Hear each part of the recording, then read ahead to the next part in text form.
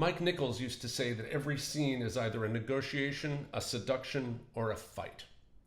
See Yourself is Ethan's first song in The Connector, and it's also his first meeting with Conrad O'Brien, the editor of the magazine that Ethan desperately wants to work at.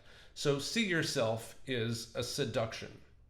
I think, like any relationship that doesn't end well, if you look back at the first meeting, you can see a bunch of red flags. Here, a lot of those red flags are going to be in the music. Ethan's melody, the notes that he sings, are entirely rooted in B-flat major, very mindful, very demure, very comforting. And if all you're doing is listening to the melody and the words, he just sounds like an earnest and passionate kid. But what's underneath that melody is consistently unrooted and uncentered. See Yourself starts with this chord. It doesn't naturally resolve in any direction. It's like the cluster in that we require more context before we know where we're supposed to go. But unfortunately, the next chord doesn't help.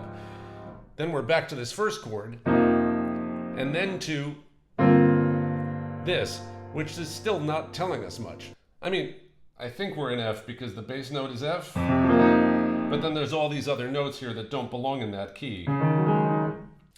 Another decentering that I'm doing here is rhythmic. We're in 4/4 and comfortably in 4-bar phrases, but the accompaniment is actually out of phase with that.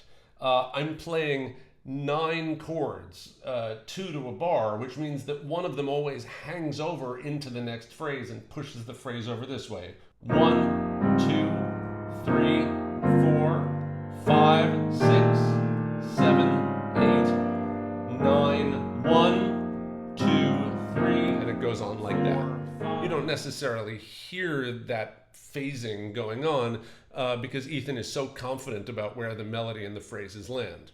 Ethan is constantly navigating this chaotic world and telling us confidently where the center is.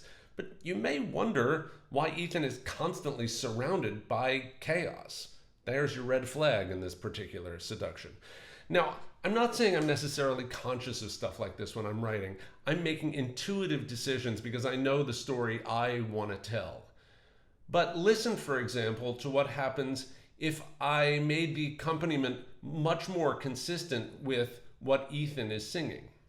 What looks at first to be remarkable, bizarre, will soon reveal itself to be part of a pattern. In that version, there's no mystery at all and not much surprise. It sounds fine, but it doesn't tell us that there's stuff roiling around under the surface that we may need to know about later.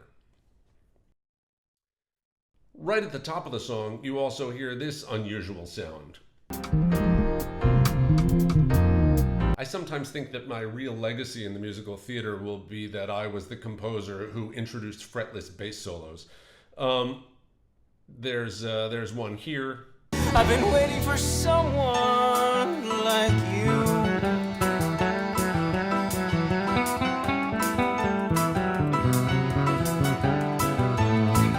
There's one here.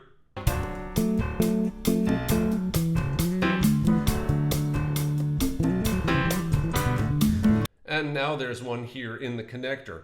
We're going to talk later about the importance to me of including space for improvisation in the orchestrations, but this particular example is also part of the drama. Along with these sort of rootless chords that I'm playing in the piano and the guitar, the bass is also trying to sort of find home, trying to figure out where to land. And the only instruction I gave to Randy in playing this section was to keep it very skittery and asymmetrical, not let it get melodic. It's also worth pointing out that all of these fretless bass solos in all of these shows have been written for Randy Landau, who's been my bass player for about 30 years now. And there's just a level of simpatico that we have as musicians together where I can say, I'm going to leave you space, you fill it. And what he does is inevitably exactly what the drama needs. Someone commented on the video where I had all of the drafts of the opening number that it was interesting that there was very little, if any, rhyming in any of those versions of the opening number. And there's no rhyming in See Yourself at all, which is pretty rare. But part of that is musical. I do tend to write the melodies first.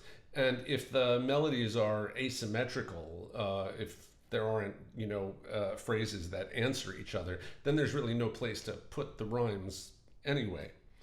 If you look at I'd Give It All For You from Songs for a New World, that was the first time I wrote a song where I looked at the melody after I had written it and I thought, there's just no place to put the rhymes. But the other thing about rhyming is that it can actually box the song in a not great way. I mean, having everything line up and having all of the matching phrases answer each other is very neat and very satisfying, but it can also take the air out of a song. Now, for the chorus of this song, I pretty much wrote the words and the music at the same time. It was all just sort of came out as one idea. And if you look at it on the page, it doesn't do much. So if I were given this melody as a lyric writing assignment, I'd probably check where all the symmetrical phrases are, and I would make all of those rhyme. I would probably end up revealing a little more about the character as I did that. And then, of course, I would land this very obvious rhyme here at the end that seems like it's just waiting to be done. And you can see yourself so malleable, so valuable. And you can see yourself reflected. You get to be yourself so faithfully and gratefully connected. But when I sing it that way, it all seems correct, but it doesn't have any poetry to it. It's gotten very earthbound. And I think it's an important thing to remember that what distinguishes lyrics is that they are meant to be sung. They have to sit on the music, and sometimes the music is doing enough of the work and the lyrics actually have to get out of the way. One last little thing, and this is a story about how a composer uses the tools that are in front of them. I sang See Yourself in my concerts for a number of years, and whenever I did, the transition from the second to last chorus to the final chorus sounded like this. So you can see yourself a fragment of reflected. When we got into rehearsal at MCC, it was clear once we started staging the song that we needed a bigger push to make it through that transition. And if it had just been someone with exactly my range singing the song, I probably would have done the build by having the band do a lift. I might have done something rhythmic there, and I would have had the backup singers sort of do some big build around it. But as it happened, Ben Levi Ross can sing in my key and then also has this extraordinary upper register that he has access to.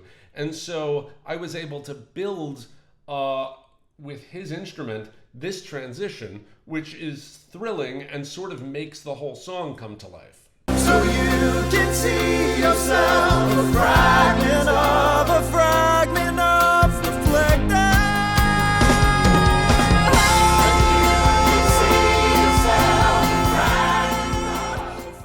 People ask me how the first cast of a show impacts the writing, and I think that's a pretty good example. From now on, the connector always is going to include the moment where Ethan sings that big A natural. And I think as I develop a show, the actors do give me those tools that I can use. So I think in the case of the connector, the actors who are in this production very much brought themselves to the rehearsal process, and I used everything of them that I could get, and it made the show better at every step of the way.